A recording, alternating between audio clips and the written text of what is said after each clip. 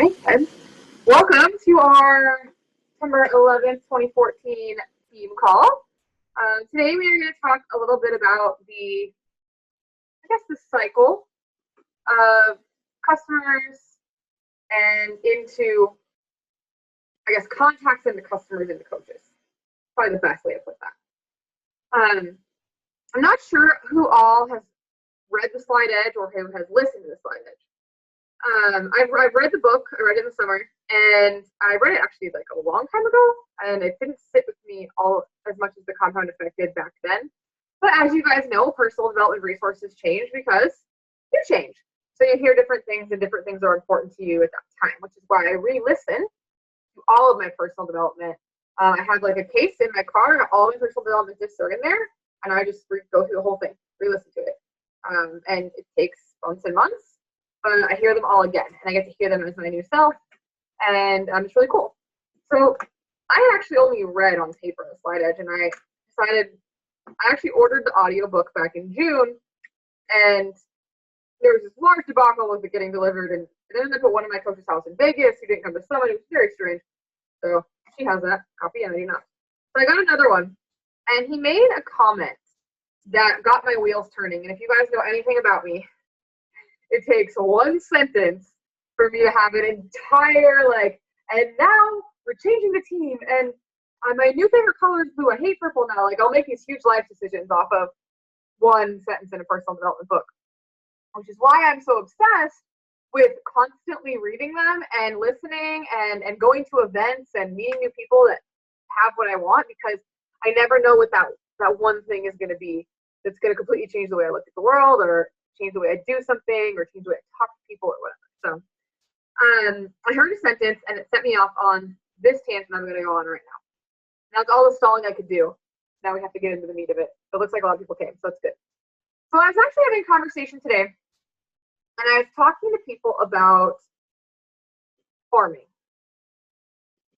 Who was that? It was one of you guys. Somebody. I talked to so many of you today. Anyway, whoever it is on this call, and they're going to be like, yeah, I've heard this already. But about farming. So he has this sentence. There's like a, what is that called? Is it a prelude or prelogue? Well, whatever they talk before the book starts. You guys know what I'm talking about? Just talking, not part of the book. So an audio book, sometimes the author will come on and just talk a little bit and then get into actually reading the book. And he said that we live in a society where we're obsessed with the harvest, even though the harvest is not the only part of farming at all. We're obsessed with the harvest. We're obsessed with the results. We're obsessed with the end goal. And it ruins us. And it got me thinking. I was like, oh my God, this is so true. Because if you think about it, anything that you plant, you guys, anything, fruits, vegetables, trees, flowers, whatever, they have a season. If you've ever grown flowers, you know that some bulbs are planted at a certain time, and some seeds are planted at a certain time. And some of them will grow and they will keep blooming. Some of them will bloom once, and you have to replant. If you guys have ever grown any sorts of fruits or vegetables, there's a reason why strawberries in summer are so cheap. It's because they're coming out of the season, right? They're amazing right at the end of spring, beginning of summer. They're so sweet, and they're strawberries are really big, and they're everywhere. You can get a pound for $1 because there's so many. And then you can still get strawberries in January, but they kind of suck. They're not amazing, right? So everything that you plant has a season where it's going to be perfect. When you plant it, you don't think about, damn, I wish I had strawberries in February.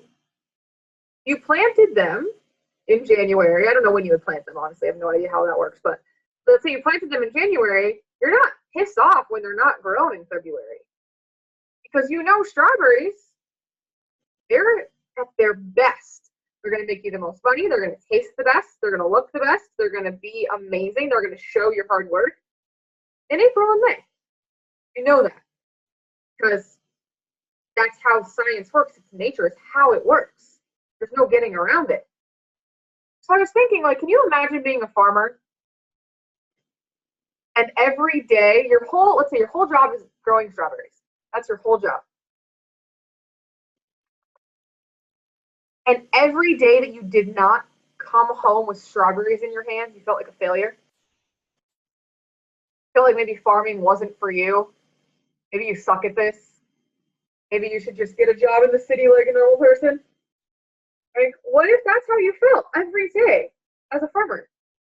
How many days would totally suck for you? Oh my God, I can't even imagine. I don't even know. Because like, how long could it possibly take to harvest the strawberries? Harvest season is like 6 weeks max. There's a reason like why they call it harvest season, right? Like, you think about all the farmers this year that planted pumpkins. They planted those pumpkins after last fall. Right? They didn't plant them during last fall. That would be crazy.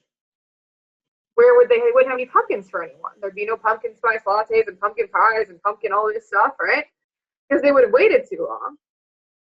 That doesn't make any sense. They can't plant during harvest season. They're harvesting right now.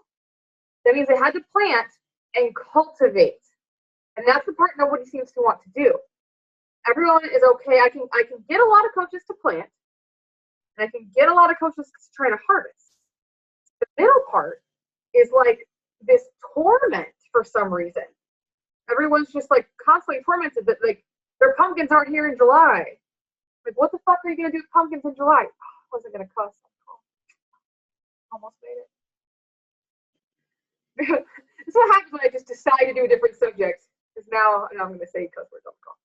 Like, what are you gonna do with them? You have pumpkins. Nobody wants your pumpkins. It's July. Stop having pumpkins. That's not helpful. And you picked them too soon. Now these pumpkins are terrible. You have terrible pumpkins in the wrong month. And I'm thinking that farmer has to have a different reason for feeling successful at the end of every day. When it's not harvest season. When it's planting season, he's got to be the best planting you've ever seen. He's so excited. He did a great job. The soil was perfect. They did an amazing job. They got it ready for the seeds. Soil was perfect. The seeds they got were from the best possible source. They were the best seeds ever. They planted them really, really well. And then, they watered them. They got them fertilized. And then every day they went out there and they made sure there were no bugs. And they made sure that their pesticides were however the pesticides are supposed to be. Or maybe they're organic. They don't have pesticides. That's good, right?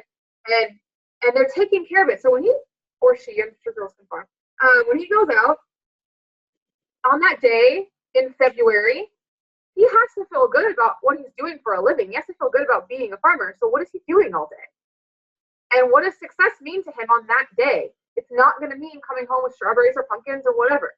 There's no way, because it's not time for that seed. Now, a lot of farmers grow multiple types of crops, right? They'll have corn here and pumpkins there and strawberries there. And that's where we're at. We're in that space.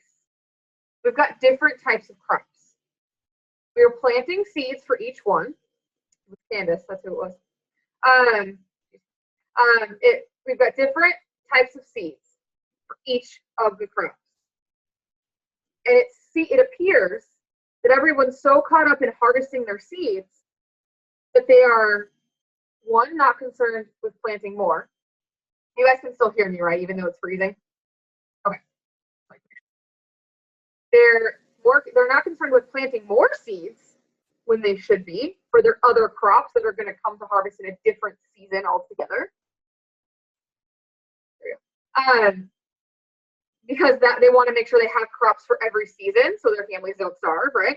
So they're not concerned. For some reason, that's the disconnect. Nobody wants to plant new seeds for the other crops, for the other types of challenge groups, for the other social media, whatever it's going to be.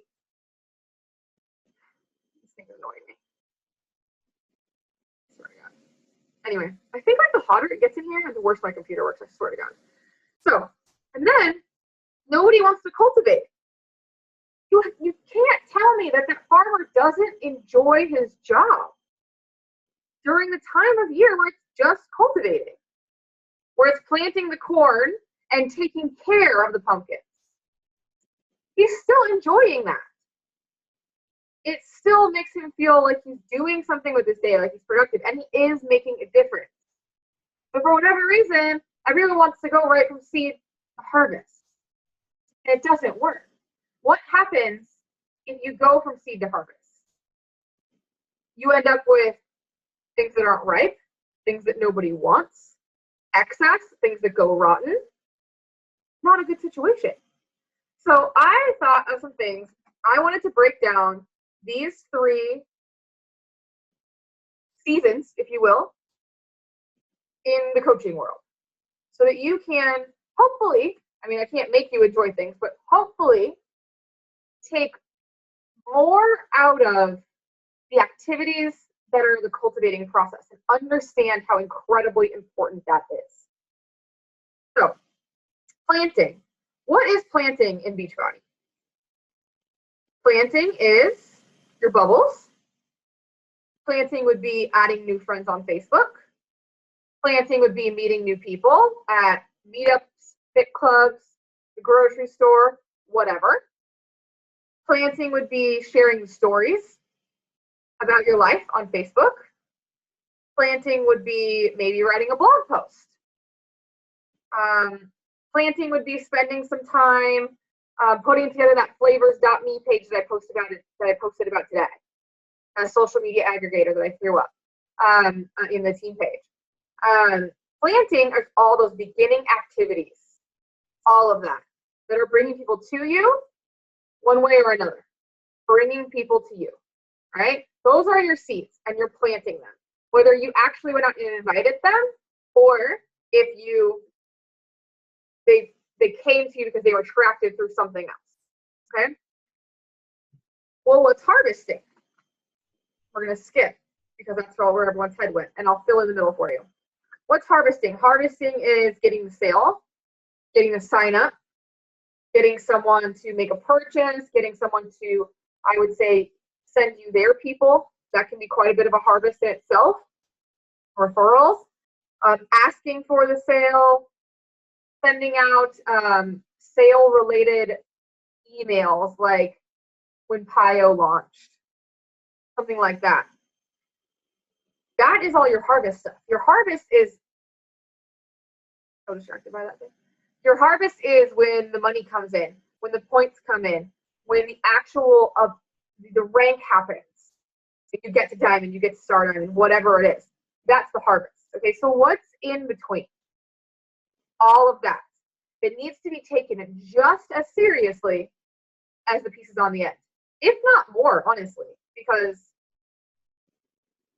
it's very hard to have a really good crop if you didn't take care of it.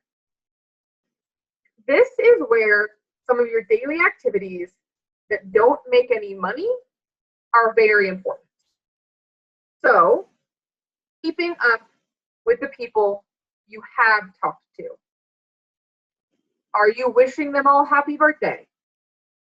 Do you have them on a list on Facebook so that you can look at your newsfeed just of your potential people? Are you commenting on their kids' first day at school pictures? Are you, and I'm not saying in your regular newsfeed, make a Facebook list because you don't want to get sucked in. But are you paying attention to people who need you to pay attention to them because you've planted the seed? Maybe you've asked them a question and they haven't gotten back to watching the videos yet. Or they said not now, or they said they don't have money, or whatever, right? What are you doing to cultivate that seed? Because you planted it. You planted it, but are you just going to throw them on the floor and walk away? Or just throw them and hope they grow? Or are you going to cultivate them, nourish them, take care of them? So are you building relationships with them on a personal level on the day-to-day? Now, I personally think that the blogging and the storytelling are also serving you in this arena. They're also in the cultivating portion because that's building that relationship, giving some of you to them. That's where I think doing the 5 categories of you on your Facebook page, which you guys haven't taken Emerald Essentials, you might not have seen that, but it's on YouTube, on my YouTube channel. It's called Being Interested. Interesting. It's called Being Interesting. The other one's called Being Interested. But that's part of the cultivating process. So people tell me, I didn't have time to post on Facebook today. Do you give a shit about the seeds that you planted? Do you even care if they grow? No, not at all. Like, they need some water. They need some fertilizer. They need some sun. So go be that on Facebook. Go be that on your blog. Go be that on your Twitter. Go be that on Instagram, right? What about your challengers? Those are seeds that you planted. Now you have harvested them once, but like I said earlier, some will continue to bloom and some will not. Well, do you have, what are they called, perennial? Do you have a perennial on your hand? I don't know if that's true or not. Where now they might become a coach. Are you now cultivating that seed again so that you can reharvest it later when they want to join the team? They may not know that they want to join the team, but are you doing the work? Are you having the best challenge group possible? Are you being connected? Are you paying attention to their results? Are you sending them little prizes and presents? Do you know when their Shakeology ships, like we talked about from the last one? Have you set expectations? Are you making sure you're there when they're having difficulties? Are you getting to know them? Are you cultivating that relationship again? So being the absolute best coach that you can be is really, really important. Are you sending a newsletter to the people who are already in your free customer database? Are you providing some sort of value? Are you, giving a recipe, giving a tip, giving something that can allow them to sort of, even though they're not like actually having a relationship with you at that point, like get a little bit more from you, learn a little bit more about you, so they can build a relationship on their end, mentally for themselves, emotionally, etc. Are you thinking of them when something that they mentioned comes to mind? I know you guys, and my personally sponsor coaches know this. I don't know how many times I'll randomly text them and be like, hey, have you ever read this book? I'm like, what? Like, out of nowhere. I'm talking for 4 days. I'm like, hey, have you ever read this book? I'm in chapter 6. I think you should read chapter 6. They're like, what? Like, obviously they need to read the whole book at that point. But I will have those conversations on my mind. So if I know somebody's looking for a particular meal plan or particular style of workout, or they're having trouble finding a workout buddy, or they're looking for a 5K to do, or they're struggling with something in particular, does not take any extra work from me to keep that in mind when I'm in the world and go, oh, you know who would like to know about this? I have that one girl who really likes this one food but couldn't find a replacement. I bet this will work perfect while I'm at the grocery store. How hard is it to take a picture of that, send it to them real quick and say, this totally made me think of that conversation we had the other day. These are the cultivating activities. And what I think is fascinating is, for whatever reason, everyone wants to skip these. It's the fun part. Why do you want to skip it? Inviting is awkward and scary, right? Like, well, until you've been through one of my diamond groups, then you're like, I can do it in my sleep. But it's a little bit uncomfortable, right? It's a little scary. It's a little nerve-wracking. There might be some rejection there. Inviting, that can suck. Remembering to post on social media, pouring yourself out, giving so much of yourself, that takes energy.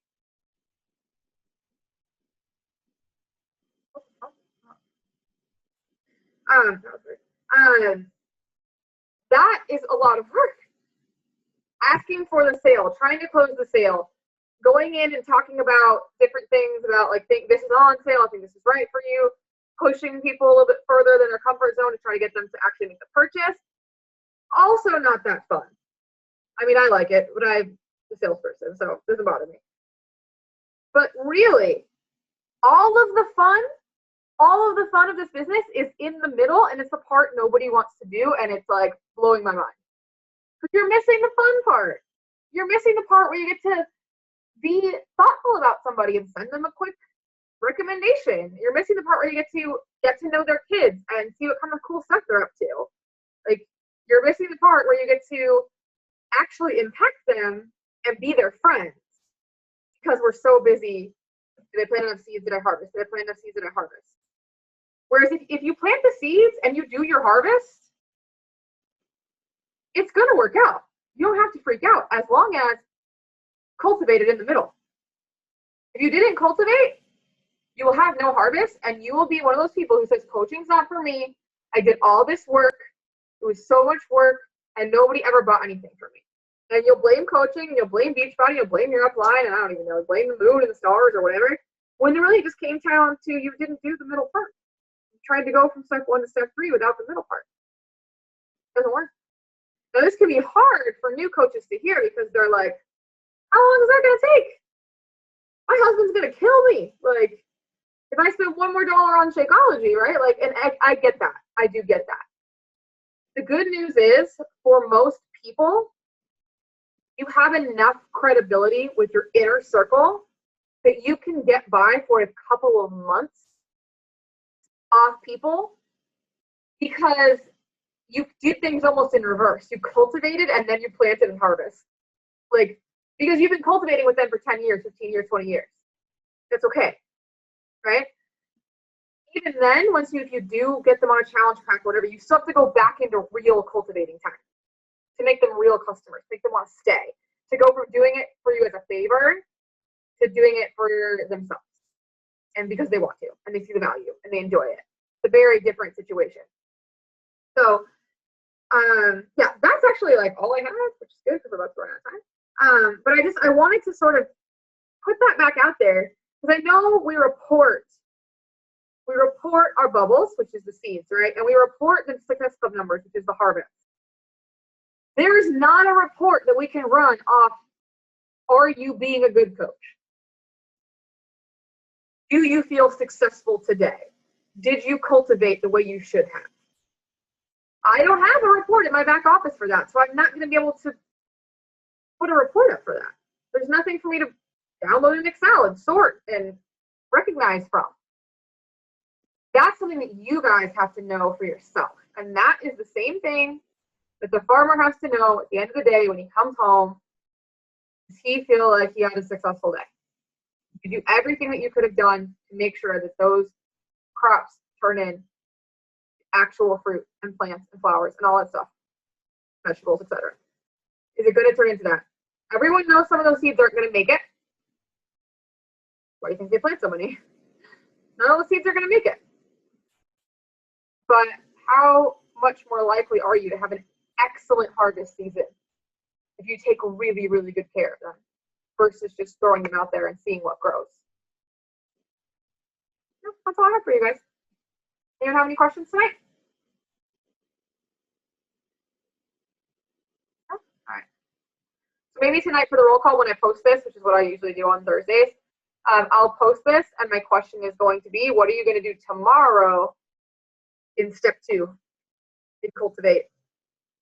We can get some good ideas of what everyone's going to do to build some relationships. And you guys personally, I think especially, I mean, Megan's been around for a long time. I think she's probably from this group that I'm looking at, been around the longest. She knows that's not something that I was naturally good at originally. But I can tell you now, my coaches who are working don't even know, like, if they go 3 weeks without a present, they don't know what to do. They're like, what? Like, it's not present time yet? Like, I take really good care of people now. I spend a lot of time knowing and using the names of your guys' children and your spouses. I pay attention for a reason. I'm on my people's Facebook for the people who are working and really doing it. So I do this with you guys. It doesn't, I mean, there's not like a harvest thing, right, for me, but I'm cultivating as much as possible because it's the fun part and it makes a difference. People are here for each other, for the people. And I do have lists on Facebook, which if you guys missed that, Google how to make a list on Facebook. And they're really helpful because I can go look at any one of my Facebook anytime I want. Potential coaches, potential challengers, and I even have one for your guys' potential challengers. So sometimes I've done work in the past where my coaches have sent me their people to try to help close, and I'll even put them on a Facebook list and even work with them a little bit just to keep so that they know I'm still watching, even if they're not my prospects, to help my downlines prospects feel part of something. So if you haven't done that, I really recommend it. That's just a little side note, but I will go ahead and get this recording up and I will post the roll call as soon as it's done. I think it takes like 10 minutes.